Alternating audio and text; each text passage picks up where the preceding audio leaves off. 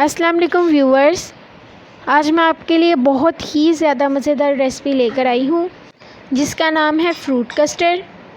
बहुत ही टेस्टी ये बनता है। तो चलाएं रेसिपी को स्टार्ट करते हैं। यहाँ पर 1 कप मैंने दूध लिया है। इसमें मैं कस्टर्ड पाउडर शामिल कर रही हूँ। रेफान वालों का हमने कस्टर्ड पाउडर लिया है 1 पैकेट। इसे डालने के बाद आपने इसे इतनी अच्छी तरह से मिक्स करना है कि इसके अंदर बिल्कुल भी लम्स ना बने।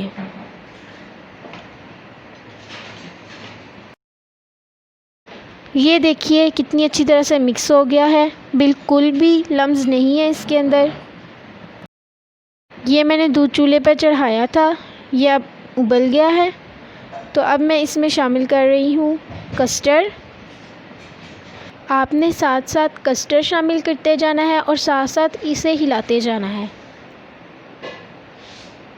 आप लोग देख सकते हैं कि अभी दूध बहुत ही ज़्यादा पतला है। अब हम इसे साथ साथ हिलाते जाएंगे और दूध को अच्छे से सूखने देंगे।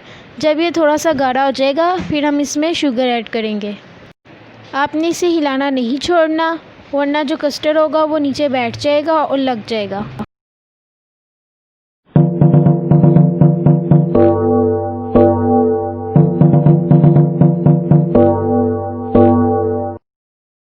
ये आप लोग अब देख सकते हैं कि जो दूध है वो गाढ़ा होना शुरू हो गया है, लेकिन अभी हम इसे मज़ीद और पकाएंगे।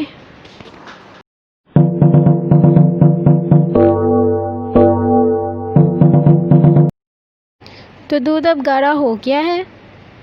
अब मैं इसमें जो है चीनी शामिल कर रही हूँ। 1.5 कप यहाँ पर मैंने शुगर ली थी। आप अपने टेस्ट के मुताबिक लीजिए। शुगर शामिल करने के बाद अब आप शुगर को इसमें अच्छे से मिक्स कर लें। 6 से 7 मिनट आप इसे अच्छे से हिलाते रहें शुगर डालने के बाद।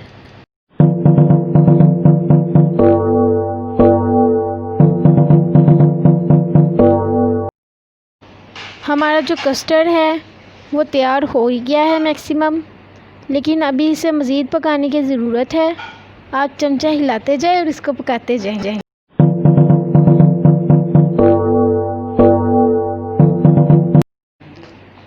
तो ये देखिए दूध में उबाल आ गया है। इसका मतलब है कि हमारा जो कस्टर्ड है वो रेडी हो गया है अच्छे से। आप लोग देख सकते हैं ये हमारा कस्टर्ड रेडी हो गया है। अब मैं इसे आपको डिश आउट करके दिखाती हूँ। तो थोड़ी देर के लिए मैंने इसे ठंडा होने दिया था, मैक्सिमम 30 से 45 मिनट। उसके बाद अब मैं इसे डिश आउट कर रही हूँ।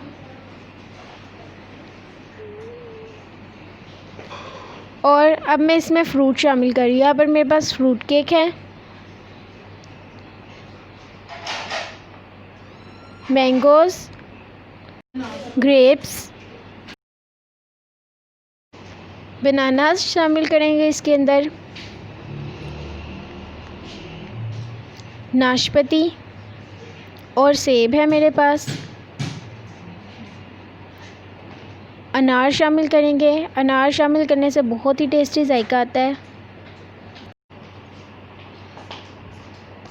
और अब मैं इसके साइडों पे जो है वो क्रीम ऐड कर दूंगी। क्रीम ऐड करने के बाद हम इसे अच्छे से जो है मिक्स कर लेंगे। अच्छे से मिक्स करने के बाद अब मैं इस पर थोड़े से ड्राई फ्रूट्स ऐड कर रही हूँ, जिसमें मेरे पास पिस्ता और बादाम है। यहाँ पर अब मैं इसके किनारों पर चॉकलेटो बिस्किट का चूरा ऐड कर रही हूँ। यह ऐड करने से ये बहुत ही ज़्यादा टेस्टी और ख़ूबसूरत लगता है। अब मैं दोबारा इसके ऊपर मैंगो की पीसीज ऐड कर रही हूँ। अब यहाँ पर मैं जेली ऐड कर रही हूँ।